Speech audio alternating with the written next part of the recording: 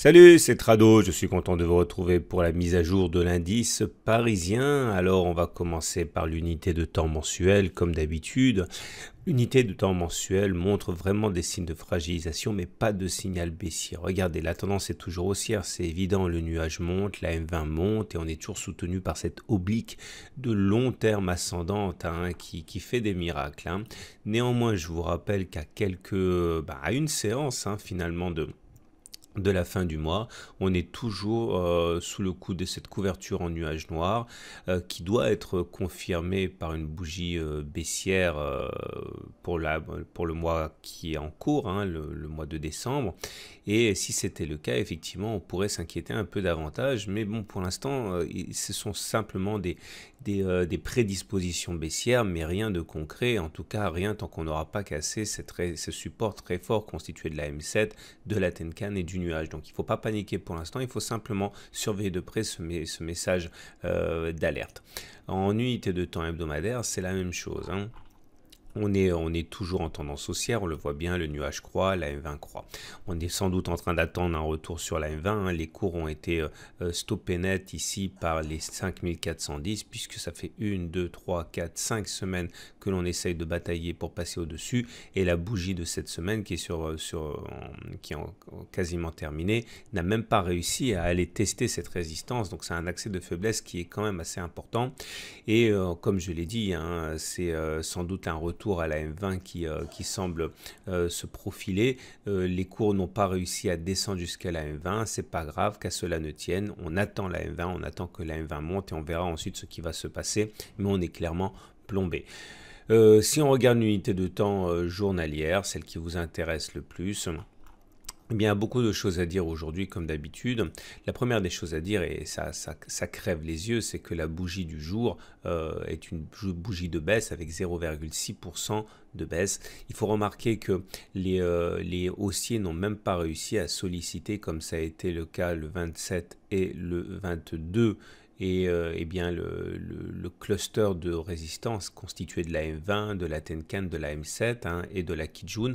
Aujourd'hui, on a simplement eu la force d'aller tester la Kijun, qui n'a d'ailleurs pas été vaincue, avant de finalement engager une baisse. Je vous rappelle quand même, avant d'aller plus loin, que je vous ai dit que je considérais qu'un retour sur le bas de la zone neutre à 5200 est tout à fait envisageable d'une part et pas inquiétant d'autre part, puisque tant qu'on évolue dans cette zone neutre constituée globalement de la zone 5530, 5200, les variations sont toujours assez anecdotiques et aucune tendance ne se dégagera tant qu'on restera dans ces marges larges. De manière plus générale, on voit que les baissiers ont été courageux aujourd'hui, mais pas téméraires, puisqu'ils n'ont pas osé se frotter quand même à des niveaux de support importants, puisqu'on a rebondi clairement sur ce support rose ici qui constitue la base du triangle. On n'est même pas encore allé solliciter le bas du trading range. Donc beaucoup de baissiers se sont rachetés sur des niveaux qui ne leur faisaient pas prendre trop de risques. Au-delà, je vous rappelle que la tendance est toujours neutre. Elle est toujours neutre parce qu'on est dans le trading range. Elle est toujours neutre parce qu'on est dans le nuage. Elle est toujours neutre parce que le nuage est à plat. Elle est toujours neutre parce qu'on est toujours dans ma zone de neutralité. Donc il n'y a absolument rien pour aujourd'hui qui a été déterminant.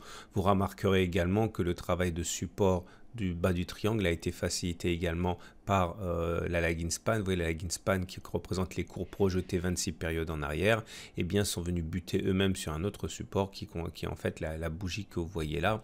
Au plus bas de la séance, on était à 5302, ça correspondait à un contact avec la M7 et le corps de la bougie, donc ça fait support. Mais bon, on ne pourra pas faire de miracle, à mon avis. On devra devoir se confronter au cours des demain, puisqu'on va ouvrir en fait normalement à l'intérieur des cours.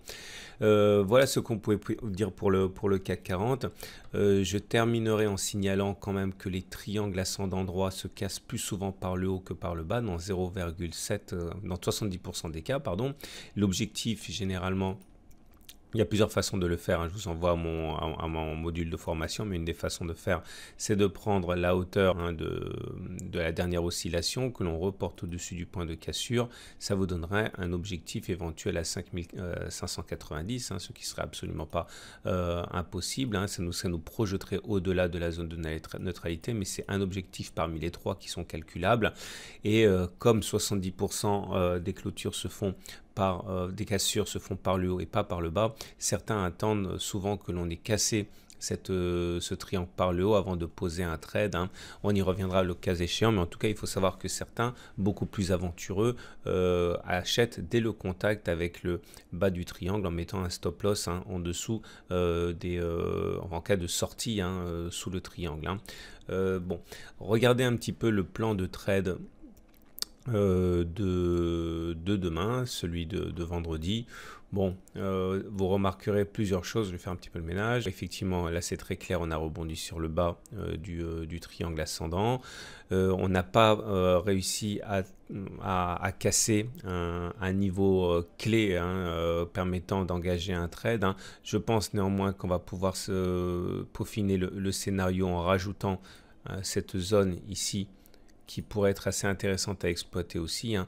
Clairement, ça veut dire que si on casse les 5387, eh bien, on peut essayer d'aller chercher les 5427. C'est assez clair comme scénario.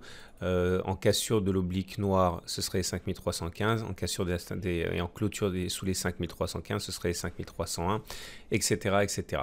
Remarquez également sur l'unité de temps journalière du DAX 30 qu'on a cassé une résistance, un support important, mais la tendance est toujours neutre parce qu'on est à l'intérieur du nuage.